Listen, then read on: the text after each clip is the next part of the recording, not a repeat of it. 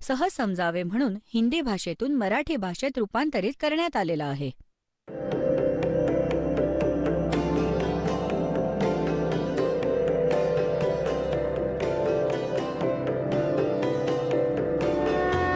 और ज्ञान सब ज्ञानडी कबीर ज्ञान सो ज्ञान और जैसे घोड़ा तोब कायम करता चले मैदान. जगद्गुरु तत्वदर्शी संत रामपालजी महाराजांचे अमृत वचन सर्व पवित्र धर्मांच्या व पवित्र शास्त्रांच्या आधारावर. हा आहे उलटा लटकलेला संसार रूपी वृक्ष.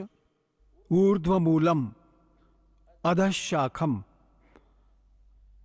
अश्वत्थम प्राहु अव्ययम छंदांसी यस्य पर्णानी. पर्णानी म्हणजे पानं.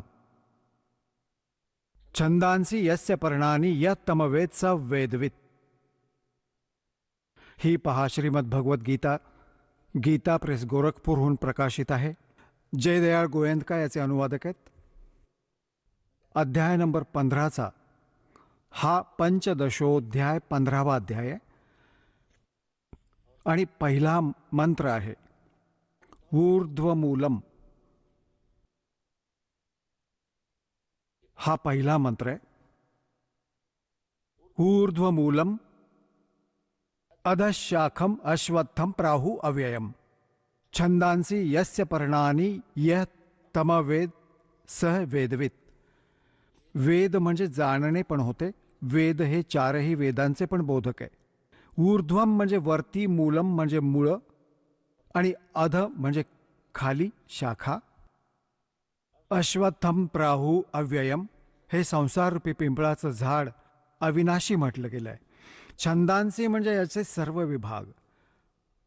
छंद याची पानं, पर्णानी याची पानं, हे जे आहेत ते पाने, त्याचे असे विभाग आहेत. तमवेद या सर्वांना जो जाणतो स वेदवित, ते वेदाच्या तात्पर्याला जाणणारे असतात. हे वाचूया. आदी पुरुष परमेश्वर मूळवाले. इथं लिहायचं होतं आदी पुरुष परमेश्वर म्हणजे पूर्ण परमात्मा रूपी वरती मूळ असलेले. ऊर्ध्व म्हणजे वरती. अधशाखम असायला हवं होतं. खाली शाखावाला हे ब्रह्मरूप मुख्य शाखावाली चुकीचं लिहिलंय. कारण हे पहा, हे 2 नंबर श्लोक नंबर 2 मध्ये 2 वेळा अधश शब्द आहे. अध अध आणि याचा अनुवाद याच इंग्रजांनी केलाय. जणू अध म्हणजे खाली, अध म्हणजे खाली. इथं विसरले, हे इथे केलं कल्याण आपलं. इथं लिहायचं होतं खाली शाखम, पूर्णतः सरळ. ऊर्ध्वमूलम वरती मुळवाला आणि खाली शाखावाला. हा या संसाररूपी पिंपळाच्या वृक्षाला अविनाशी म्हणतात. वेद ज्याची पानं सांगितली गेली आहेत. छंद म्हणजे वेद लिहिलंय, ही पहा अक्कल यांची. छंदांचे म्हणजे विभाग आहेत, ज्याची ही पानं वगैरे.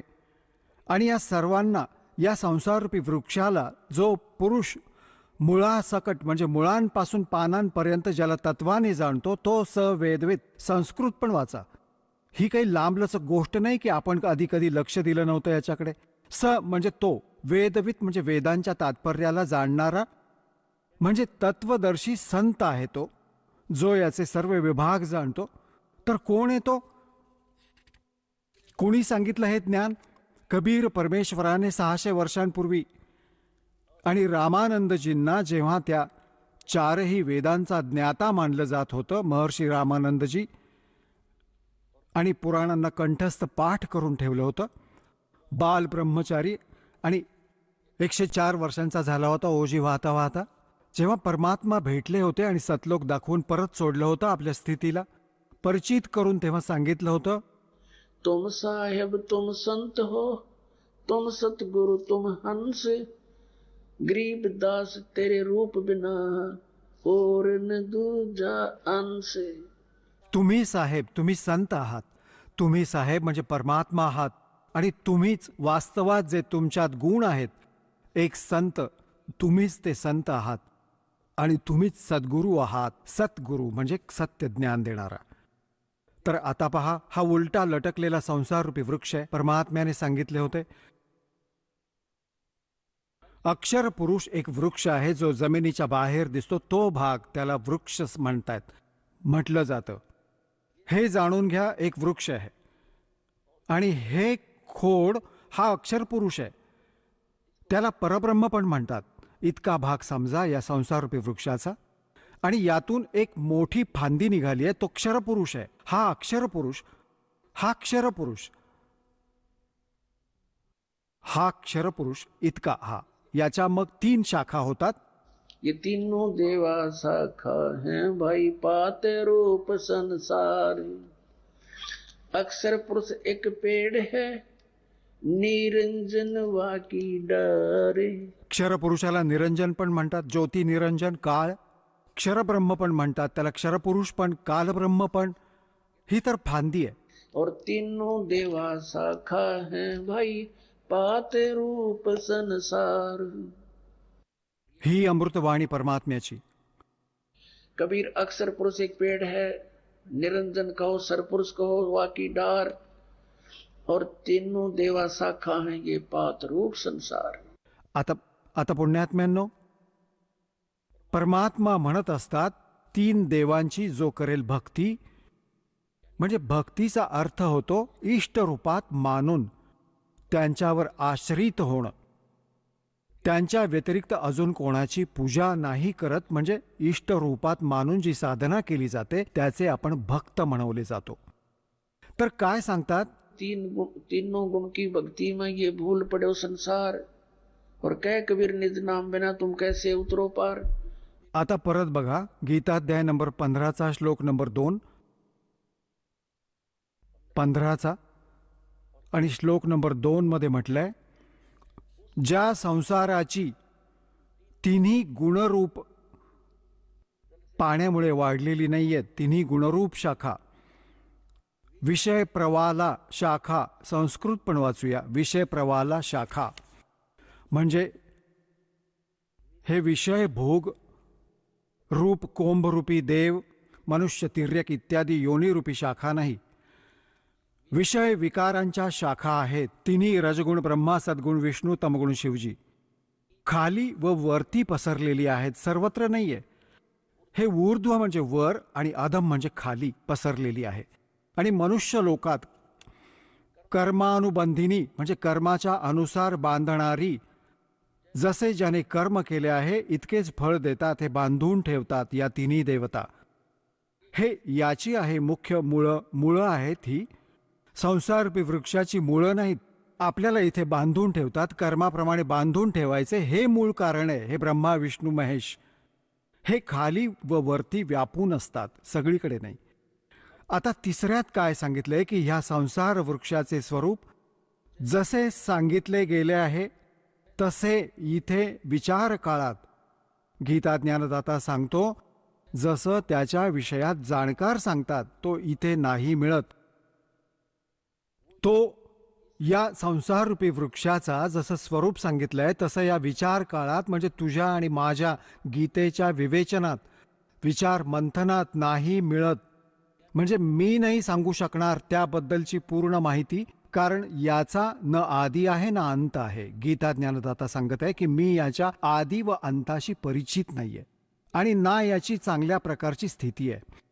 यामुळे या सुविरूढ मूलम अतिदृढ मुळे असणारे हे नाही, अतिदृढ मुळवाले, कारण वरती जो मूळ स्वरूपात आहे, जो वरती जे मूळ राहिले आहे, जसे आपण पाहिले, आता इथपर्यंत तुम्ही पाहिलेत, पहा, आता इथपर्यंत तुम्ही पाहिले की अक्षरपुरुष एक वृक्ष आहे, जमिनीतून बाहेर. क्षरपुरुष त्याचे खोड झाले, तिन्ही देवता शाखा झाल्या आणि आपण पानांच्या रूपात समजा. परंतु हे मूळ तरी शिल्लक आहे. हाय तो पूर्ण परमात्मा. याला पूर्ण ब्रह्म म्हणा, परमेश्वर म्हणा, परम अक्षर ब्रह्म म्हणा. तर हे मूळ आहे, मुळापासूनच सर्व खुराक मिळतो रोपट्याला, झाडाला. तर सर्वांचं धारण पोषण करणारा पण हाच परमात्मा झाला, जो मूळ रूपात म्हणजे परम अक्षर ब्रह्म परमात्मा आहे. हे ते मूळ आहे, हे परमक्षर ब्रह्म आहे. हे आहे कोण? हे बघा, हे ते आहेत परमात्मा, जे काशीत धानक रूपात विणकर बनून राहिले होते 120 वर्षांपर्यंत, आणि ही लीला सांगून आपल्या द्वारा रचल्या गेलेल्या सृष्टीला सांगून निघून गेले. आता ही संकल्पना स्पष्ट करूया की रजगुण ब्रह्मा, सद्गुण विष्णू, तमगुण शिवजी. बघा, हे मार्कंडेय पुराण, हे मार्कंडेय पुराण, हे गीता प्रेस गोरखपूरहून प्रकाशित आहे. सचित्र मोठा टाईप, गीता प्रेस गोरखपूरहून प्रकाशित, आणि याच्या 123 पानावर आम्ही आपल्याला दाखवतो. मार्कंडेय ऋषी सांगत आहेत, मार्कंडेय ऋषी, इथून मार्कंडेय ऋषींचे हे वचन चालू आहे, आणि इथे येऊया आपण 123 पानावर. आता काय सांगतात? रजगुण प्रधान ब्रह्मा, तमगुण प्रधान रुद्र, सत्वगुण प्रधान विश्वपालक विष्णू आहे. याच 3 देवता आहेत व हेच 3 गुण आहेत. स्पष्ट झालं? रजगुण ब्रह्मा, सद्गुण विष्णू, तमगुण शिवजी याच 3 देवता आहेत, आणि हेच 3 गुण. तिन्ही देवता म्हणा किंवा 3 गुण म्हणा, एकच गोष्ट आहे. आणि आता पूर्ण संकल्पना स्पष्ट करूयात. देवी भागवतमध्ये संस्कृत पण बरोबर आहे. आता आपण संस्कृत पण वाचूयात, काही मोठी गोष्ट नाही आहे. अथ श्रीमद देवी भागवत सभाष टीकम समहात्म्यम, खेमराज श्रीकृष्ण प्रकाशन, मुंबईहून, याच्या 3ऱ्या स्कंदाच्या 11व्या पानावर हा 3रा स्कंद आहे. अथ श्री मद्देवी भागवते भाषा टीका युक्ते तृतीय स्कंद प्रारंभते. हा 3रा स्कंद सुरू होत आहे संस्कृत सहित आणि टीका सहित. याचे हे पान नंबर 11 आहे. आणि हे पहा, याचा अध्याय नंबर 5 आहे. हा अध्याय 5, आणि याचा 8वा श्लोक वाचूया 5व्या अध्यायाचा, 3ऱ्या स्कंदाचा. हा 7वा इथे संपतो, 8वा इथे सुरू होतो. हे माता भगवान शंकर आपली माता दुर्गाला सांगतात, जर आम्हावर आपण सदा तुम्ही दयायुक्त आहात, तर आम्हाला तमगुणात कशा प्रकारे प्रदान केलं आहे? ब्रह्मा रजोगुण आणि हरी सत्वगुण युक्त केलेत. का केलेत? आता आपण संस्कृत पण वाचूया. पहा, हा 7वा संपला, 8वा श्लोक सुरू होतो. यदि दयार्द्रमना न सदांबिके कथम अहम विहितच्च. शंकर भगवान म्हणतायत, कथम अहम, मला बनवलं, विहितश्च, अंबिके म्हणजे आई, तमोगुण, मला तमोगुण का बनवलं? कमलजा, कमळातून उत्पन्न झालेल्या ब्रह्माला रजोगुण संभव आहे. रजोगुण का उत्पन्न केलं? आणि सुवितः किंवा सत्वगुण हरी, आणि सत्वगुणी विष्णूजीला सत्वगुणी का बनवलं? इति सिद्धम, इति सिद्धम रजगुण ब्रह्मा, सत्वगुण विष्णू, तमगुण शिवजी. आता या श्रीमद भगवद्गीता अध्याय नंबर 15च्या श्लोक नंबर, आता एक तर आपण वाचला, समजून पण घेतला. वरती मूळवाला, ऊर्ध्वमूलम अधशाखम, ऊर्ध्वमूलम अधशाखम, हे पहिलीच्या वर्गातल्या प्रमाणे होईल तुमच्यासाठी. काही दिवसांनी बघा, ऊर्ध्व म्हणजे वर मूळ, मूळ आहे, खोड आहे. समजा वरती मूळवाला, खाली शाखावाला. हा संसाररूपी पिंपळाचा एक अविनाशी वृक्ष म्हटला गेलाय. छंदांसी यस्य पर्णानी, याचे हे विभाग आहेत, पाने वगैरे सर्व विभाग आहेत. तम वेद, या तमवेद, या म्हणजे जो, तम म्हणजे त्याला, अज्ञानाच्या अंधकारात लपलेल्या जाणत आहे. सवेदवी, तो तत्वदर्शी संत आहे. यांनी तरी आडकाठी टाकून ठेवली, आदिपुरुष परमेश्वर रूप मूळवाले, हे तरी इथपर्यंत ठीक लिहिलंय. ब्रह्मरूप मुख्य शाखावाले, यांची बुद्धी तर इथेच भरकटली आहे, उलटी सुलटी. आणि परत म्हटले, संसाररूपी पिंपळाच्या झाडाला अविनाशी म्हणतात. वेद ज्याची पानं म्हटली गेली आहेत. आणि त्या संसाररूपी वृक्षाला जो पुरुष मुळापासून, म्हणजे मुळापासून जाणतो, मुळापासून पानापर्यंत जाणतो, तत्वाने जाणतो, स वेदवित, तो आहे वेदांच्या तात्पर्याला जाणणारा. आता पहा, आता या संसाररूपी वृक्षाचं काय सांगितलंय की त्या संसाररूपी वृक्षाची तिन्ही गुणरूपी, तिन्ही गुणरूपी, हा अनुवाद चुकीचा केलाय. विषय प्रवाला शाखा, विषय विकारांची ही शाखा, रजगुण ब्रह्मा, सत्वगुण विष्णू, तमगुण शिवजी, तिन्ही गुण रजगुण ब्रह्मा, सत्वगुण विष्णू, तमगुण शिवजी रूपी शाखा खाली व वरती पसरल्या आहेत. आणि मनुष्य लोकात कर्मानुसार हेच आपल्याला इथे फसवून ठेवतात, बांधून ठेवतात. हे खाली आणि वर व्याप्त आहेत. आणि परत सांगितलंय तिसऱ्यात, या संसाररूपी वृक्षाचे स्वरूप जसं सांगितलंय, जसं इथे विचार काळात म्हणजेच तुझ्या व माझ्या गीताजीच्या चर्चेमध्ये नाही मिळत. मी नाही सांगू शकत तुला, याचा आदी आणि अंत मला माहीत नाही, आणि नाही याची चांगल्या प्रकारची स्थिती आहे. यासाठी या सुविरूढ मूल म्हणजे अति दृढ मूळवाला, कारण ते वरती परमात्म्याचे जे वरती क्षेत्र आणि भगवान तो तर अविनाशी आहे, स्वतः अतिदृढ आहे. आणि संसार रूपी पिंपळाच्या झाडाला दृढ यांनी काय म्हटलंय, असंग शस्त्रेण छित्वा.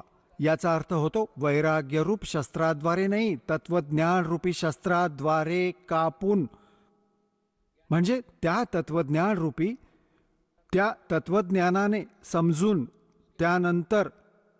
हा चौथा श्लोक इथे अनुवाद आहे याचा. त्यानंतर परमपदरूप परमेश्वराला चांगल्या रीतीने शोधलं पाहिजे. जिथे गेलेले पुरुष परत परतून कधी परतून संसारात नाही येत, आणि ज्या परमेश्वराकडून या पुरातन संसार वृक्षाची प्रवृत्ती विस्ताराला प्राप्त झाली आहे, त्याच आदी पुरुष नारायणाला मी शरण आहे. अशा प्रकारे दृढनिश्चय करून त्या परमेश्वराचे मनन आणि निधिध्यासन केलं पाहिजे. प्रपद्य म्हणजे त्याची पूजा केली पाहिजे, निधिध्यास नाही. प्रपद्य म्हणजे पूजा. आता इथे काय झालं, याचा अर्थ, याचा सरळ अर्थ झाला, गीता ज्ञानदाता आपल्यापेक्षा दुसऱ्या कोणत्या समर्थ परमात्म्याला शरण जायला सांगत आहे आणि त्याची पूजा कर आणि सर्व गोष्टींचा त्याग कर. म्हणजे आपल्या पूजेला मना करत आहे, फक्त त्याचीच पूजा कर, ज्याने संसार रूपी वृक्षाची रचना केली आहे, ज्यामुळे संसार रूपी वृक्षाची प्रवृत्ती विस्ताराला प्राप्त झाली आहे. आता पुण्यात्म्यांनो, गीता ज्ञानदाता आपली स्थिती सांगत आहे. अर्जुन 4थ्या अध्यायाच्या 5व्या आणि 9व्या श्लोकामध्ये, 2ऱ्या अध्यायाच्या 12व्या श्लोकात, 10व्या अध्यायाच्या गीतेच्या 2ऱ्या श्लोकात, की अर्जुन, तुझे व माझे खूप जन्म झाले, तू नाही जाणत, मी जाणतो. माझे जन्म आणि कर्म अलौकिक आहेत. याने सिद्ध झालं की गीता ज्ञानदाता तर स्वतः सांगतोय की मी नाशवान आहे. तर या नाशवानाची भक्ती करून तो त्या स्थानाला कसं प्राप्त करणार, जिथे गेल्यानंतर परत परतून संसारात नाही येत. तर याने सिद्ध झालं की गीता ज्ञानदात्यापेक्षा कोणी अन्य परमात्मा आहे, आणि त्याची साधना केल्यानेच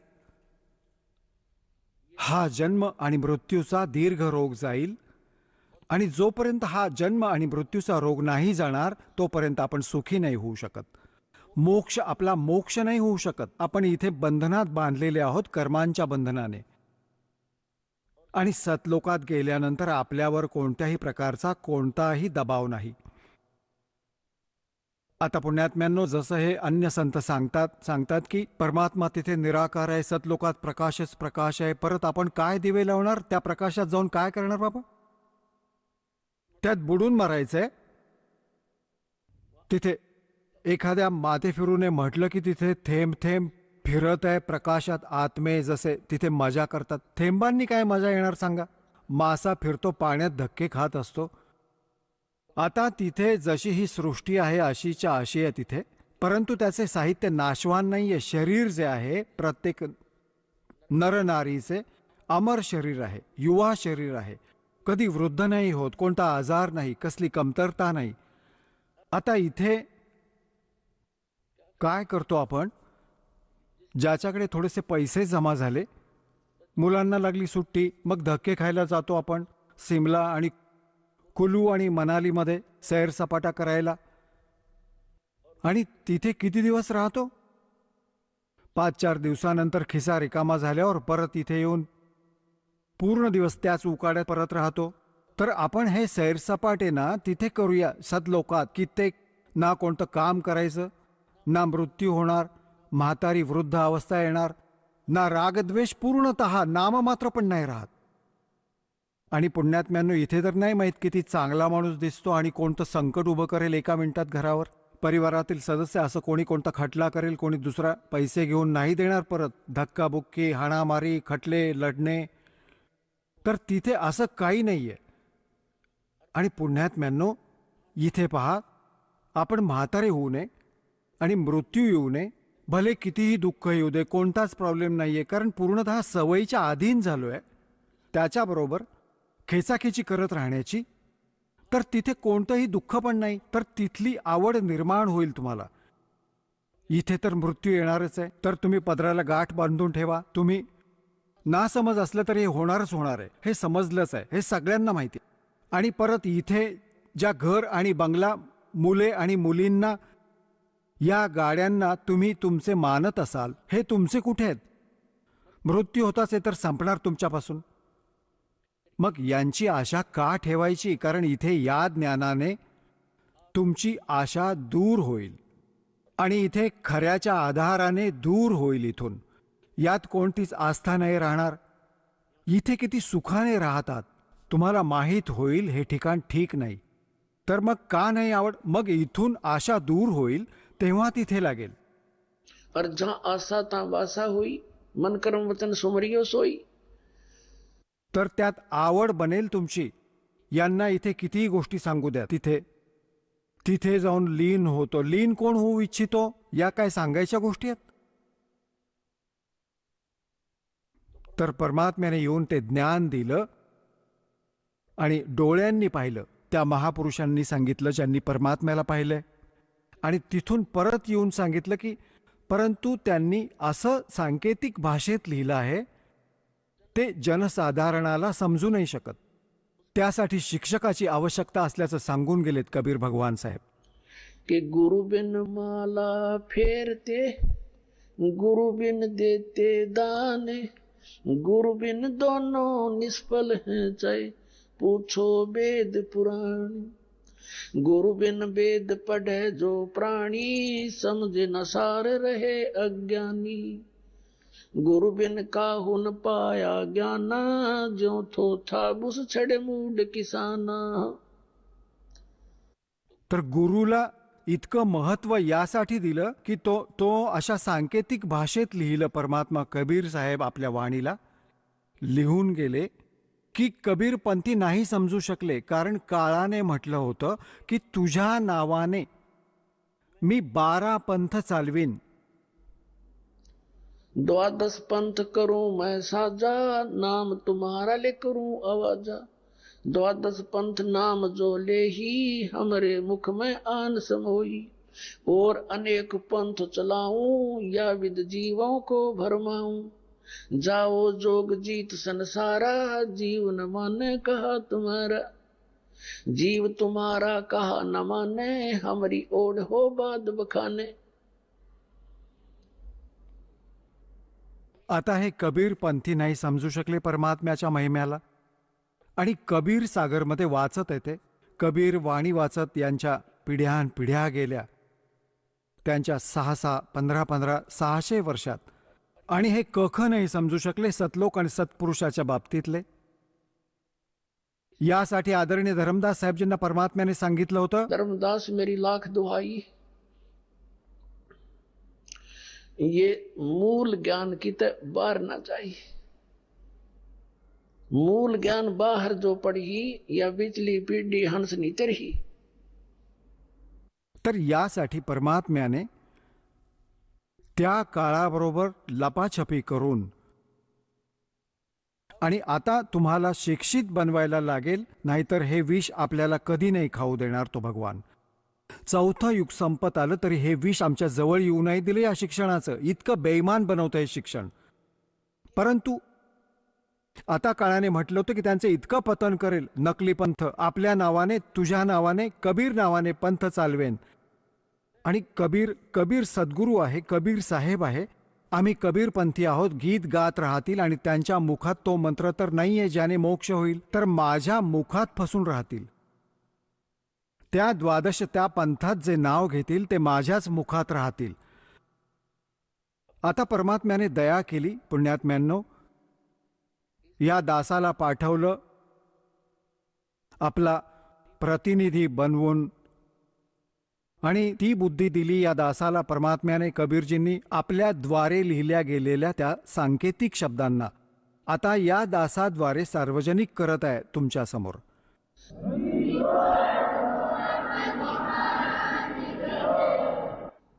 तर पुण्यात्म्यांनो, हे कबीरपंथी नाही समजू शकले आणि हे राधास्वामी, धनधन सद्गुरू, जय गुरुदेववाले, हे शिवदयालजींपासून निघालेले, हे सच्चा सौदा शिरसावाले, जगमालवाले, हे त्याच काळाच्या चालवलेल्या पंथातील एक आहे. तर आता प्रसंग चालू होता. परमात्म्याने 600 वर्षांपूर्वी येऊन सांगितले होते आणि धर्मदासजींना सांगितले होते की एकदा माझी या काळाबरोबर वार्ता झाली होती. त्याने सांगितले होते की कलियुगामध्ये असे करीन या प्राण्यांना, हे भक्तियोग्य नाही राहणार. तर परमात्म्याने तुम्हाला पहिल्यांदा चांगलं शिक्षण दिलं. त्यांना माहीत होतं हे बिघडणार खूप. आपण बिघडलो पण खूप, कारण की चांगला हुद्दा असेल, चांगली कार बंगला असेल, रामाची आवश्यकताच नाही समजत होत आपण. आणि उद्या गाढव बनून कुंभार 2.5 मणाचा बोजा लादेल तेव्हा समजेल. तर ते ज्ञान नाही आपल्याला, ते ज्ञान या ज्ञानानेच होईल, या तत्वज्ञानाने होईल. तर पुण्यात्म्यांनो, आता आपल्याला तो मोक्ष प्राप्त करायचा आहे जिथे गेल्यानंतर परत परतून आपण संसारात येत नाही. तर तो कोण आहे? तो परमअक्षर ब्रह्म आहे. तो सत्पुरुष, अमर पुरुष आहे. गीताध्याय नंबर 7च्या श्लोक नंबर 29 मध्ये गीताज्ञानदात्याने सांगितलंय की अर्जुन, जे मी तुला ज्ञान सांगितलंय की तत्वदर्शी संताचा शोध घे, मग तो तत्वदर्शी संत तुला त्या परमात्म तत्वाचं ज्ञान सांगेल. तो तत्वज्ञान सांगेल तुला. त्या तत्वज्ञानाला समजल्यानंतर त्यात लिहिलंय 7व्या अध्यायाच्या 29व्या श्लोकात सांगितलंय की जरा मरण मोक्षाय यतंती ते जो माम आश्रिते, म्हणजे माझ्याद्वारे दिल्या गेलेल्या या ज्ञानाला जो आश्रय बनवून तत्वदर्शी संताचा शोध करतात, आणि जो फक्त इथे जरा म्हणजे म्हातारपण, वृद्धावस्थेचं दुःख, मरण म्हणजे मृत्यू, जरा आणि मरणातून सुटण्यासाठी जे प्रयत्न करतात आणि जगातल्या कोणत्याही वस्तूची जे मागणी नाही करत, ते तत्व ब्रह्मविदू, ब्रह्मतत्वविदू, आणि त्या परमात्मा तद्ब्रह्मला जाणतात. आणि अखिलमच अध्यात्म, सर्व अध्यात्माला जाणतात आणि सर्व कर्मांनी परिचित आहेत.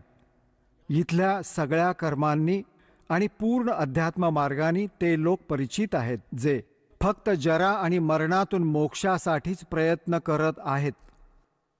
8व्या अध्यायाच्या 1ल्या श्लोकात गीता ज्ञानदात्याला अर्जुनाने विचारले, किम तद्ब्रह्म? ज्या तद्ब्रह्मला जाणून प्राणी केवळ जरा आणि मरणातून, या कष्टातून सुटण्याचा प्रयत्न करत असतो, तर ते तद्ब्रह्म काय आहे? कोण आहे तो भगवान? गीता ज्ञानदात्याने गीताध्याय नंबर 8च्या श्लोक नंबर 3 मध्ये उत्तर दिलंय. तो परमाक्षर ब्रह्म आहे. बघा, अध्याय नंबर 7च्या श्लोक नंबर 29, हा 29 नंबर आहे. यात म्हटलंय की जरा मरण मोक्षाय माम आश्रित्य यतंती यह माम आश्रितः, माझ्या या ज्ञानाचा आश्रय करून की तत्वदर्शी संताचा शोध घे.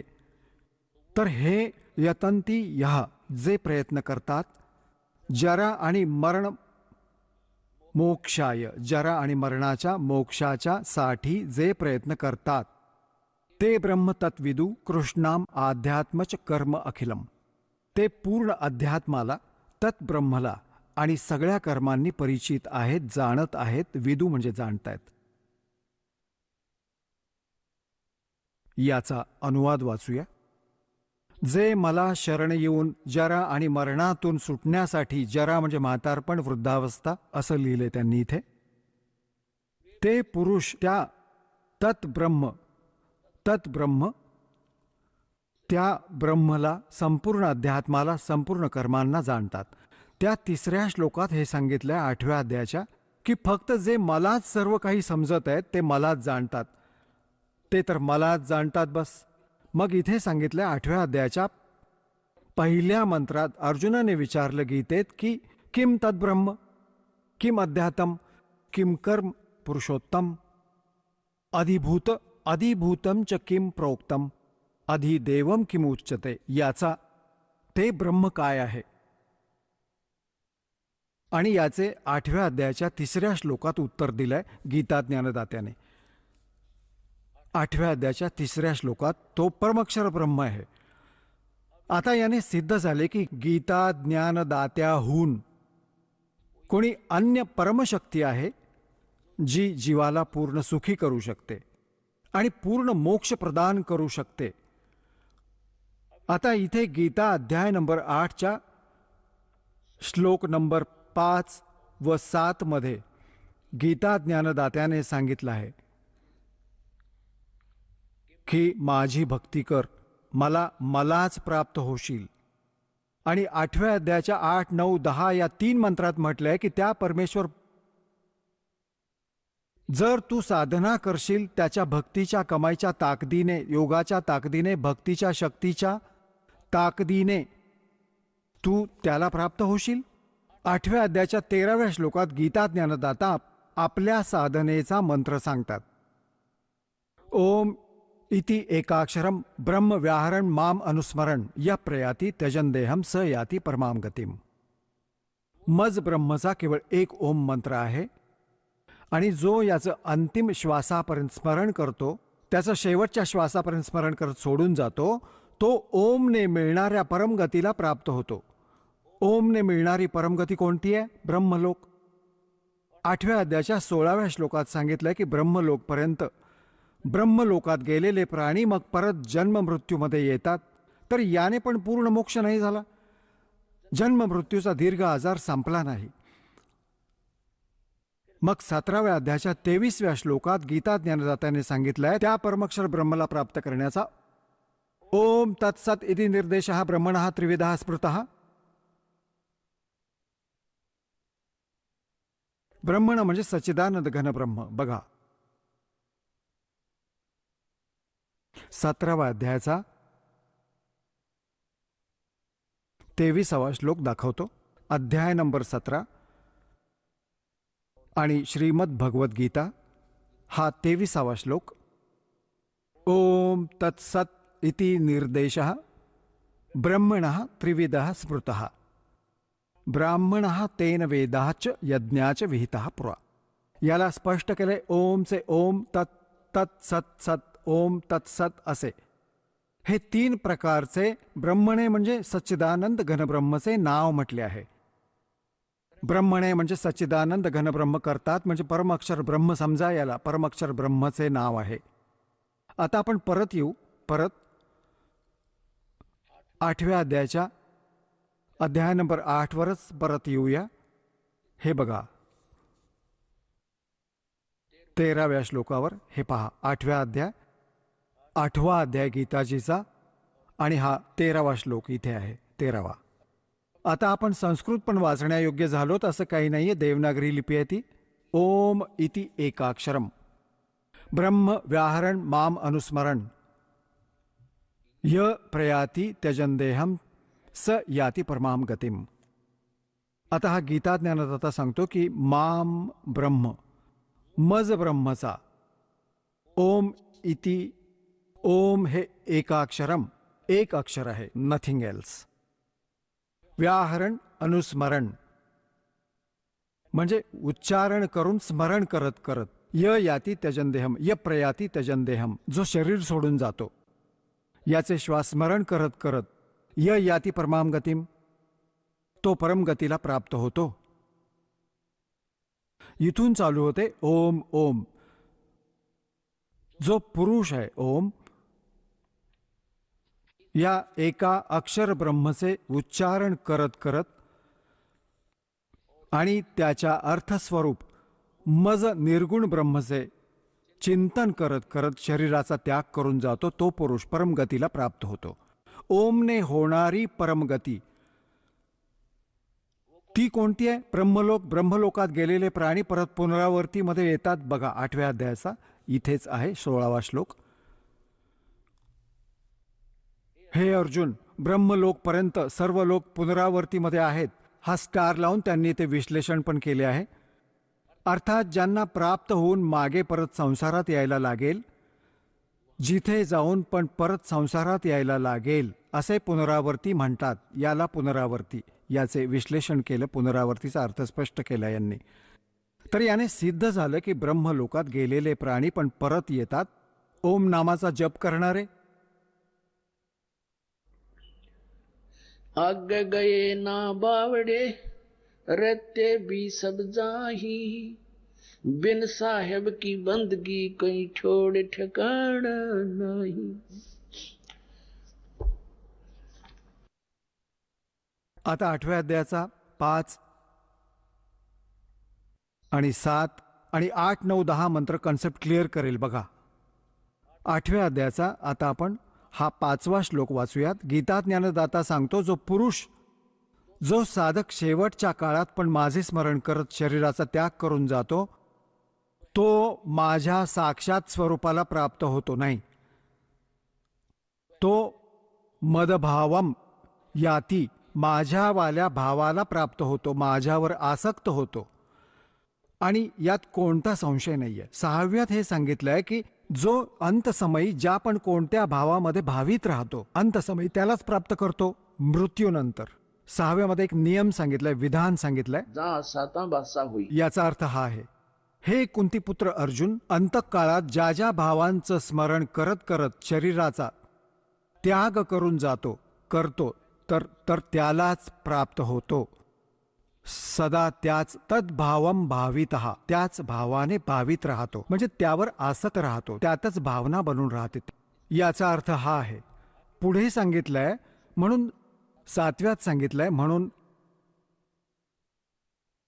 सर्व समयी निरंतर माझं स्मरण कर आणि युद्ध पण कर. अर्पण केलेल्या मनबुद्धीने युक्त होऊन निसंदेह मलाच प्राप्त होशील. आता यामध्ये काय म्हटलंय की एक नियम आहे, अंतसमयी कोणत्याही ज्यावर आसक्त, ज्यामध्ये आशा ठेवत शरीर सोडून जातो, अंत त्यानंतर त्याच्याकडेच पोहोचतो. आता सांगतो की तू मला प्राप्त करायचं तर माझ्यामध्ये मनवाला हो, माझीच साधना कर. युद्ध पण करावं लागेल, इथे तर युद्ध करावं लागेल माझ्या शरणात राहशील तर. आणि युद्ध करणाऱ्याला तर मग शांती स्वप्नात सुद्धा नाही. याने सिद्ध आहे की ओम नामाचा जप करणाऱ्याला शांती नावाची गोष्ट नाही. यासाठी 18व्या अध्यायाच्या 62व्या श्लोकात सांगितले की अर्जुन, तू सर्व भावाने त्या परमेश्वराला शरण जा. त्या परमेश्वराच्या कृपेनेच तू परम शांतीला आणि शाश्वत स्थान म्हणजे त्या सनातन परमधामाला प्राप्त होशील. याने सिद्ध झाले की गीता ज्ञानदाता सांगतो की माझ्या शरणात राहायचं असेल तर युद्ध करावं लागेल तुला. आता तू विचार कर, जिथे युद्ध करायचं आहे तिथे शांती नावाची गोष्ट नाहीये, आणि हे ओमने शांती शोधतायत आणि म्हणतात की ओम शांती. झाली शांती? स्वप्नात पण नाही मिळणार. आता गीताजी अध्याय नंबर 8च्या आपण 5, 6, 7 वाचले. 8, 9, 10 मध्ये त्या परमक्षर ब्रह्मची महिमा सांगितली. पहा अध्याय नंबर 8चा, हे श्रीमद भगवत गीता. हे 7 पर्यंत वाचलं आपण, आता 8वा वाचूया. इथे याचा अनुवाद आहे. हे पार्थ, हे नियम नाहीये, हे आपोआप नियम तर त्यात लिहायला हवं होतं. परमेश्वराच्या अभ्यास योग युक्तेन, हे ध्यानांवरच पूर्णतः भर देत आहेत. ध्यानाचा अभ्यास रूप योगाने युक्त नाही, नामाने, नाम सांगून ठेवलंय ओम तत्सत. आता जसं या परमात्म्याच्या त्या लोकाला मिळवायचं आहे आपल्याला, जिथे जाऊन सुखी होऊ आपण. परमात्मा तर इथे येत राहतात, दर्शन पण होत राहतात, ते सांगून गेलेत अशी साधना करा. या साधनेने, या प्रकाराने या स्थानाला प्राप्त व्हाल, जिथे गेल्यानंतर परतून नाही यायचं. तर त्यासाठी मजुरी आहे ही साधना आमची. जसं हँडपंप लावायचा आहे. हँडपंप कशासाठी लावायचा आहे? लावायचा आहे याकरता की पाणी आम्हाला इष्ट आहे, आपल्याला पाणी पाहिजे, आणि पाणी पृथ्वीत आहे. त्यासाठी हँडपंप लावण्यासाठी जी पण आपण उपकरणे वापरली आहेत तो हँडल, पाईप आणि जितकं काही सारी काही पद्धत जी आहे त्याला मिळवण्याची, ही आपली साधना आहे, ही पूजा नाही आहे. पूजा तर आपण त्या पाण्याची करतो ज्याला मिळवायचं आहे आपल्याला. तर हा मंत्र जो आहे ओम, तर या ब्रह्मचा, आणि तत् या अक्षर पुरुषाचा. अक्षर पुरुष एक पेड़ है, निरंजन वाकी डार, तीनों देवा शाखा है, ये पात रूप संसार. तत् हे अक्षर पुरुषाचा आणि सत हे सारनाम आहे, आदिनाम आहे, ही परमक्षर ब्रह्मची पूजा आहे, त्याला प्राप्त करण्याचा मंत्र आहे. म्हणजे या सर्वांना मिळून आपण असा विचार केला, हँडपंप लागेल या साऱ्या प्रोसेसला. जसा श्वास उच्छवासाने सतनामाच्या 2 अक्षरांचा जप करायचा आहे, हे तर समजा की हँडल मारतोय आपण आणि पाईप खाली करतोय, पाईप पोहोचला पाण्यापर्यंत, मग त्यानंतर काम सुरू होतं सारनामाचं. म्हणजे मशीन समजा सारनाम, सार शब्द आहे, आणि त्याने जी वस्तू मिळेल ती आमची इष्ट आहे. जल ते चुकीचं सांगत आहेत. लक्ष दिलं तर कळेल की यांचा अडवणूक करण्याचा मानस होता. बघा 8व्या अध्यायाचा, आता आपण 8वा श्लोक वाचत आहोत 8व्या अध्यायाचा. हा 8व्याचा इथे अनुवाद आहे. हे पार्थ, परमेश्वराच्या अभ्यास, त्या नामाने, अभ्यासाने, जे त्याचे सच्चिदानंद परब्रह्मचे नाव आहे ना, त्याच्या अभ्यासाने, की योगाने युक्त, त्याच्या भक्तीने युक्त, दुसरीकडे विचलित न होणाऱ्या चित्ताने, म्हणजे बिलकुल कुठे दुसऱ्या इष्ट देवतेची पूजा नाही करायची, त्या भगवानाला इष्ट मानून पूजा करणं, निरंतर चिंतन करत करत परम दिव्य पुरुष, परम प्रकाशरूप दिव्य पुरुषाला म्हणजे परमेश्वरालाच प्राप्त होतो. गीता ज्ञानदाताहून अन्य कोणाला प्राप्त होतो. आणि 9व्यामध्ये म्हटलंय की जो कवीम, जर या कवीबद्दल बोललो तर लांबच लांब चॅप्टर बनेल. आपण त्याचा अनुवाद वाचून आपली जी कॉन्सेप्ट आहे ती क्लिअर करू. जो सर्वज्ञ लिहिलं यांनी, हे परमात्म्याचे नाव आहे. अनादी, सगळ्यांचे नियंता, सूक्ष्माहून अतिसूक्ष्म, सगळ्यांचे धारण पोषण करणारे, अत्यंत अचिंत्य स्वरूप. आदित्य वर्णम, म्हणजे सूर्याप्रमाणे चमकदार, चमकणारा प्रकाशरूप. आता सूर्य प्रकाशरूप तर निराकार कसा झाला? सूर्य साकार आहे तो परमात्मा, परंतु शरीर तेजोमय आहे. तमस्सहा म्हणजे अविद्येच्या अतिपलीकडे सच्चिदानंद घन परमेश्वराचं स्मरण करत 8-9 वाचले आपण. 8व्या अध्यायाचा 10व्यावर आलो आपण. करत करत तो भक्तियुक्त पुरुष अंतकाळात योग बलेन, म्हणजे भक्तीच्या शक्तीने, योग म्हणजे भक्ती, जी साधना आपण केली आहे त्या भक्तीच्या शक्तीने भ्रुकुटीच्या मध्ये प्राणांना चांगल्या प्रकारे स्थापित करून परत निश्चल मनाने स्मरण करत करत त्या दिव्य परमपुरुष, दिव्यरूप परमपुरुष परमात्म्यालाच प्राप्त होतो. त्या परमात्म्याला, परम अक्षर ब्रह्मला प्राप्त होतो. आता पुण्यात्म्यांनो, याच संदर्भात परमात्म्याने म्हटलंय कि गुण तीनों की भक्ति में ये भूल पड़ो संसारी. कहें कबीर निज नाम बिना कैसे उतरो पार. आता आपण भक्त आहात कारण की तुम्ही दुधाने पोळलेले आहात आणि आता लस्सीला पण फुंकण्याचा प्रयत्न करत आहात. अनेक भक्त सांगतात, एक भक्त आला श्रद्धाळू आणि त्याच्याबरोबर 4-5 शिष्य पण, ते शिष्य घेऊन येत होते त्याला, आणि तो संत होता. त्या शिष्यांना समजलं, त्यांना कळलं की गुरुजी पण बनतील पशु. त्याला सांगून समजावून आणलं की बघ, आम्हाला तर हवेत भगवान, तुम्ही पण परमात्म्यासाठी प्रयत्न करत आहात आणि आम्हाला पण हेच सांगू इच्छिता, परमात्म्याची भक्ती करा. आज आम्ही जे ज्ञान ऐकलं एक, तुम्ही त्याचा निर्णय करा आणि चला, तुम्ही पण चला. आणि बघा, इथे आले आहेत, त्यांनी ज्ञान ऐकलं, समजलं. आता शिष्यांच्या म्हणण्याने त्याला मानावं लागलं, नाम घेतलं. आता बघा, उलटी गंगा वाहवतील परमात्मा. आता गुरूंना शिष्य पार करवतील, त्यांची समजूत घालून आणतील. बिनकामाची ओझी वाहता आपली कर्म बिघडवणारी. कल्याण करवून घ्या जाऊन. तो तर चतुर माणूस होता, कर्म खूप बिघडले होते त्याचे, अभिमान शिल्लक होता. नाम घेऊन गेला, पहिला मंत्र घेऊन गेला. मग काय म्हणतो शिष्यांच्या समोर किंवा भेटताना, 4 इकडे उभे 4 तिकडे उभे. म्हणू लागले, एकीकडे तर आपण सांगता माझी एक प्रार्थना आहे, ऐकवा. हा बाबा ऐक. एक तर सांगता याची पूजा नाही करायची, आणि हे मंत्र तोच देतात. बघ भावा बघ. सांगा बाबा, आता त्या एका मिनिटात काय समजावणार? कारण त्याला तर हे हवं होतं की शिष्य तर मला चिकटून राहावेत, त्यांच्या कल्याणाशी त्याला काही देणं घेणं नव्हतं. अज्ञानी माणूस होता तो. आता पुण्यात्म्यांनो, ही भक्ती देत नाही आम्ही त्यांची. आता जसे आपण विदेशात गेलेलो आहोत आणि तिथले जे प्रबंधक आहेत, जसे आपण कोणाकडून जोडणी घेतली आहे विजेची, कोणाकडून टेलिफोनची, आणि कोणाकडून गॅसची, पाण्याचं किंवा बँक लोन घेतलेलं आहे, तर त्याचे जे कर्ज परत देत आहोत, द्यायचे आहे, तर काय आपण त्यांची पूजा करत आहोत? ते तर तुमचे एक एक माणुसकीच्या नात्याने परमकर्तव्य बनत आहे. त्याचा टॅक्स द्यायचा, विजेचं बिल भरायचं, कारण ते आपली जोडणी चालू ठेवतील. हे काय त्यांची पूजा थोडीच करतात, उपकार थोडीच करतो आपण त्यांच्यावर. आपण पैसे देतो आणि त्यांच्याकडून घेत आहोत, ते काय उपकार करतात आपल्यावर? तर इतकी समज राहिली, अभिमान सुटत नाही प्राण्याचा. तर हा मुद्दा स्पष्ट करू पाहतोय दास की आपण यांची पूजा नाही करत. आपण पूजा तर कबीर परमात्म्याची करतो, सतलोकात जाण्याची करतो. त्यासाठी ज्या ज्या क्रिया आपल्याला करायच्या आहेत त्या क्रिया करत आहोत आपण.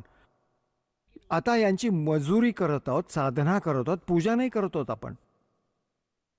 आता कसे करत आहोत?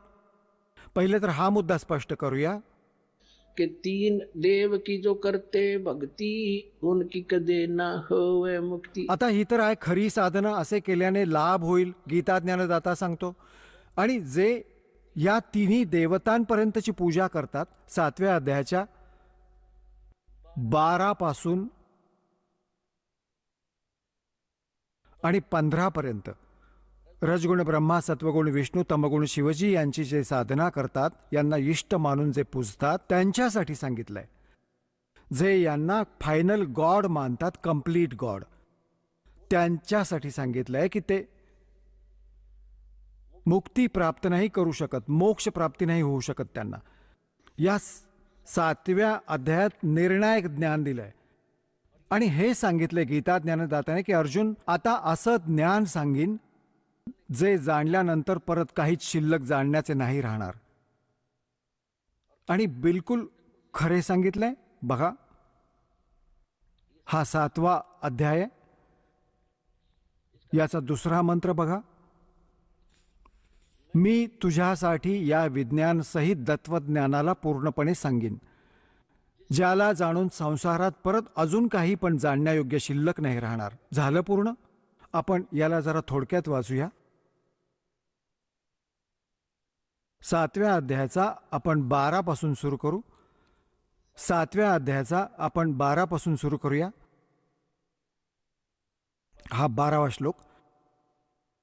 आणि अजूनही जे सद्गुणांपासून उत्पन्न होणारे भाव आहेत, रजोगुणाने तसेच तमोगुणाने उत्पन्न होणारे भाव आहेत, त्या सगळ्यांना माझ्याकडूनच होणारे आहेत असे जाण, परंतु वास्तवामध्ये त्यांच्यात मी व माझ्यात ते नाहीत. आता हे एवढ्यातच सिद्ध झालं तुम्हाला की रजगुण ब्रह्मा आहेत, सद्गुण विष्णू, तमगुण शिवजी. तर या तिन्ही गुणांनी काय होतं? रजगुण ब्रह्माच्या तबावाने, याच्या प्रभावाने, रजगुणाच्या प्रभावाने आपण संतान उत्पत्ती करतो. इथल्या थाट बाटाची आमच्यात एक जबरदस्त प्रेरणा बनते, ही रजोगुणाच्या प्रभावानेच बनते. आणि मग स्थिती सत्वगुण प्रभावाने एकमेकांमध्ये ममता मोहाने फसतो, जबरदस्त अडकून जातो. आणि तमोगुणाचं तुम्हाला माहीतच आहे, क्रोधित होणं भगवान शंकराचे यांच्या तमोगुणाने आहे. तर काय सांगितलंय, या तिन्ही गुणांनी जे काही होत आहे, स्थिती, सृष्टी, स्थिती आणि संहार, यांचे निमित्त मूळ कारण तर मी आहे. परंतु मी यांच्यात नाही, ते माझ्यात नाहीत. कारण हा यांच्यापासून वेगळा राहतो, आपल्या मुलांपासून पण गुप्त राहतो. हे काळाचे पुत्र आहेत, रजगुण ब्रह्म, सत्वगुण विष्णू, तमगुण शिवजी. तर हा काय सांगत आहे पुढे बघा. 7व्या अध्यायाचा 13वा श्लोक वाचू, 12वा आपण वाचला.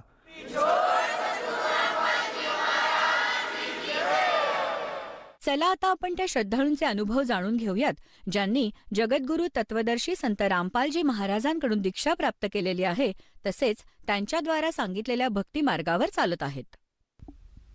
नमस्कार. सतसाहेब, आपलं नाव?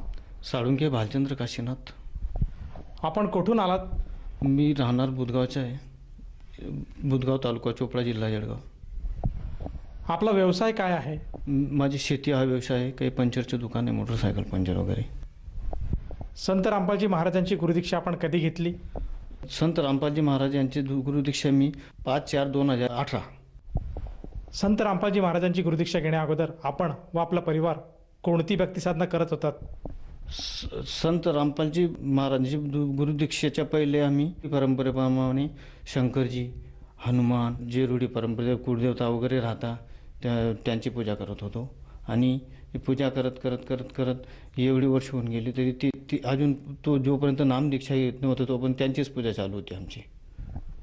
सर, जसं आपण सांगत आहात की आपण परंपरेनुसार जी भक्तिसाधना आहे तीच भक्तिविधी आपण करत होतात. मग संत रामपालजी महाराजांच्या शरणात आपण का आलेत आणि कशी आपण संत रामपालजी महाराजांची दीक्षा घेतली? सर, मी संत रामपालजी महाराजांच्या शरणेमध्ये असं आलो, मला परमेश्वराने मोठं दुःख दिलेलं होतं. ते दुःख असं होतं की मी त्याला सायन्ससुद्धा काही करू शकत नव्हतं. म्हणजे मला डोळे असून सुद्धा मी पाहू शकत नव्हता. डोळे फक्त मला म्हणजे असे लागले म्हणजे मी त्यांना उघडू शकत नव्हता. डोळे लागले म्हणजे 4-5 वर्ष माझे डोळे असे बंदच राहिलेले होते. मी पाहू शकत नव्हता. दिवसातून 2-4-5 मिनिट डोळे उघडले म्हणजे मला आनंद वाटायचा की आपल्याला काहीतरी दिसायला भेटतं असं वाटायचं. त्यानंतर मी खूप दवाखाने वगैरे केले. सर्व म्हणजे महाराष्ट्रात जेवढे दवाखाने असतील तेवढे उलथून पालथून म्हणजे पार केले तरी मला गुण लागत नव्हता. आणि सर्व देवी देवतांची भक्ती करून मी दमलो होतो. आणि अजून जे काही पीर वगैरे सर्व जे काही लोक घेऊन जातात तिथे मला घेऊन जात होते सर्व देवी देवतांवर. मी कनाशीच्या देवळावर कमीत कमी 5 वर्ष येडझाऱ्या केलेल्या आहेत. साईबाबाची भक्ती मी कमीत कमी 21 गुरुवार काय उपवास केलेले आहेत. त्यानंतर मी नवनाथांची भक्ती केलेली आहे. मी पूर्णपणे दमून गेला होता. शेवटी मला दवाखान्यातून फिरून सर्व देवी देवतांची पूजा वगैरे सर्व करून सुद्धा मी खाट्यावर पडलेला होता. मला अक्षरशः म्हणजे आत्महत्या करावी असं वाटत होतं. तर मग माझ्याकडे एक भगतजी भेटले. भगतजी म्हणे सत्साधना कार्यक्रम चालतो बुवा, टीव्हीवर पाहत जा. मग मी तो कार्यक्रम ऐकत होतो. मला दिसतच नव्हतं. तर मी तो कार्यक्रम ऐकल्यानंतर तर मला असं वाटायचं की मी त्या लोकांचे अनुभव पाहिले. मी इथं लोक कुठलेही आजार असले, कॅन्सर असू द्या, एड्स असू द्या, सर्व लोक बरे होतात. तर मी का नाही बरा होणार? मला एक विश्वास झाला. म्हणून मी संत रामपालजी महाराज यांची दीक्षा घेतली. आणि दीक्षा घेतल्यानंतर मला हळूहळू म्हणजे माझे डोळे म्हणजे उघडे राहायचे प्रमाण वाढलं लागलं. वाढल्यानंतर मग मी व्यवस्थित पाहू लागलो. मी 70-80% बरा झालो. सर, जसं आपण सांगत आहात की आपण डोळ्यांच्या आजाराने ग्रस्त होतात, आपल्याला दिसत नव्हतं, आपण डोळे उघडे करू शकत नव्हतात, डोळ्यांचे उघडझाप करू शकत नव्हतात. म्हणून आपण केवळ आपल्या सहकार्याने आपल्याला सांगितले की संत रामपालजी महाराजांच्या शरणात आल्यानंतर आपल्याला बरेचसे लाभ होतात आणि आपली दृष्टीसुद्धा येऊ शकेल. त्या अनुषंगाने आपण फक्त सत्संग ऐकला, कारण आपल्याला दिसत नव्हतं, आणि मनामध्ये संकल्प घेऊन संत रामपालजी महाराजांची नामदीक्षा घेतली. तर मला असं विचारायचं आहे, जेव्हा आपण संत रामपालजी महाराजांची नामदीक्षा घेतली त्यानंतर आजच्या घडीला आपल्याला व आपल्या परिवाराला त्या नामदीक्षेमुळे किंवा त्या सत्साधनेमुळे काय काय लाभ प्राप्त झालेत? सर, मला आर्थिक लाभ प्राप्त झालेले आहेत, शारीरिक लाभ प्राप्त झालेले आहे. आणि अजून म्हणजे मी मोठ्या अपघातापासून वाचलेला आहे. माझ्या मोठा अपघात झालेला होता. 3 मार्च 2019 या रोजी मी मोटरसायकलवर 2 बंधू जात होतो आम्ही. मागून एका क्रुझरनं आमच्या गाडीला धडक दिली. धडक दिल्यानंतर आमची गाडी उलट सुलट असे 3-4 हे मारले, त्यांनी उडी मारल्या. नंतर दोघं चाक वरती झाले. आम्ही जोराने पडलो. पण परमात्माने आमच्यावर एवढी दया केली की हाताचे हात असं हातावर धरून घेतलं. म्हणजे आम्हाला कुठेही लागू दिलेलं नाही. म्हणजे परमेश्वरानं त्या संकटातून आपल्या त्या मृत्यूपासून आम्हाला वाचवलेलं आहे. आणि अजून म्हणजे दुसरा लाभ मी सांगतो तुम्हाला. मुलगा, आम्ही घरी नव्हतो, मुलगाला म्हणजे एक असा शॉक लागलेला होता की आम्हाला समजलं नाही. ते नंतर मुलाला शॉक लागल्यानंतर त्यानेच आम्हाला सांगितलं की बाबा मला जोराचा शॉक लागला. म्हणजे परमेश्वरानं म्हटले जिसके सर पर कृपा गुरु की वो दुःख कैसे पाएगा, म्हणून परमेश्वराने तिथे सुद्धा मुलाला वाचवलं. म्हणजे आम्हाला दुःख दिसू दिलेलं नाही. डोळ्यांचं मी गणपती नेत्रालय म्हणून मोठं नेत्रालय जालन्याला, तिथून मला उपचार झालेला. म्हणजे दोन तीन वेळेस उपचार केला त्यांनी. त्या 20-20 हजाराचे इंजेक्शन द्यायचे, पण त्याचा काही उपयोग व्हायचा नाही. अजून मी धुळ्याला डॉक्टर निखिल शाह यांचे मेंदूरोग तज्ज्ञ आहेत, त्यांच्याकडे गेलो. त्यांनी असं सांगितलं होतं मला, तुम्ही जरी इथे गेले, अमेरिकेला गेले तरी तुम्हाला दृष्टी येऊ शकणार नाही, असं त्यांनी स्पष्ट सांगितलं होतं. तर मी शेवटी अजून दुसऱ्या डॉक्टरांचा उपचार घेतला. डॉक्टर खान म्हणून, मुकराम खान म्हणून आहे, त्यांचेसुद्धा मी 6 महिने इलाज चालू केला माझ्यावर, तरी माझ्या त्या म्हणजे एवढा फरक पडलेला नव्हता. मी डॉक्टर प्रवीण साळुंके यांचीसुद्धा ट्रीटमेंट घेतली आहे धुळ्याची, तरी बी काही उपयोग झाला नव्हता. शेवटी अंथरुणावर पडलेला होता. मग परमेश्वराने मलाही नेत्र दिले आहेत हे संत श्री रामपालजी महाराज यांनी दिलेले आहेत, असं मी स्पष्ट म्हणजे 101% त्यांचे गुण मला लागलेलं हे मी सांगू शकतो. सर, जसं तुम्ही सांगत आहात की आपली जी दृष्टी आहे ती पूर्णतः गेली होती, आपल्या डोळ्यांची उघडझाप होत नव्हती, त्यासाठी आपण बरेचसे दवाखाने केलेत आणि आपण आता सांगत आहात की एवढे दवाखाने करूनसुद्धा आपल्याला ती दृष्टी मिळत नव्हती, आपल्याला दिसायला अशक्य होतं. परंतु केवळ संत रामपालजी महाराजांच्या नामदीक्षेमुळे आणि त्यांच्यामुळेच आपली ही दृष्टी परत आली, हे आपण कसं काय सांगू शकता? हे म्हणजे सांगायचे कारण असं आहे की संत रामपालजी महाराज यांची भक्ती सद्भक्ती आहे बरं का. सद्भक्ती असल्यानंतर तिथे नामोपदेशमध्ये एवढी शक्ती आहे की ऑटोमॅटिक म्हणजे माणूस चांगला होऊ शकतो, ही शक्ती त्या मंत्रांमध्ये दिलेली आहे, म्हणून मी चांगला झालेला आहे.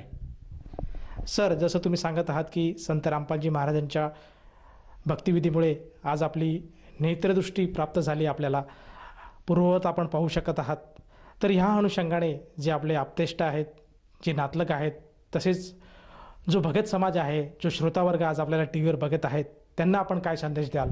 मी काही संदेश देऊ शकत नाही, पण मी एवढे प्रार्थना करू शकतो त्यांना की बाबा तुम्ही जगद्गुरू संत श्री रामपालजी यांची दीक्षा घ्या आणि आपलं कल्याण करून घ्या. सर, जर कोणी साधकाला किंवा भगत समाजाला आज संत रामपालजी महाराजांची गुरुदीक्षा घ्यावीशी वाटत असेल, तर तो साधक संत रामपालजी महाराजांची नामदीक्षा किंवा गुरुमंत्र कसा घेऊ शकेल? सर, विविध चॅनल टी व्हीवर चालत असतात. संत रामपालजी महाराज यांचे विविध कार्यक्रम, सत्संग हे चालू असतात. तिथे खाली नंबर दिलेले असतात, त्या नंबरवर आपण कॉल करू शकता आणि संपर्क साधून आपण नामदीक्षा घेऊ शकता. सर, जसं तुम्ही सांगत आहात की आजच्या घडीला विविध चॅनल्सवर संत रामपालजी महाराजांचे प्रवचन किंवा सत्संग दाखवले जातात आणि तिथे काही पट्टी चालते, त्या पट्टीमध्ये काही मोबाईल नंबर दिलेले असतात आणि एखादा व्यक्ती त्या मोबाईल नंबरवर संपर्क साधून जवळच्या नामदान केंद्राचा पत्ता मिळवून तिथे जाऊन नामदीक्षा घेऊ शकेल. परंतु मला असं विचारायचं आहे, जर त्या व्यक्तीला ती नामदीक्षा घ्यायची असेल तर त्या व्यक्तीला ती नामदीक्षा घेण्यासाठी किती पैसे त्यासाठी त्याला मोजावे लागतील? सर, त्यासाठी 1 रुपयासुद्धा खर्च नाही आहे. परमात्म्याने हे सर्व फुकटात केलेलं आहे, कुठे 1 रुपया द्यावा लागत नाही. धन्यवाद. सतसाहेब.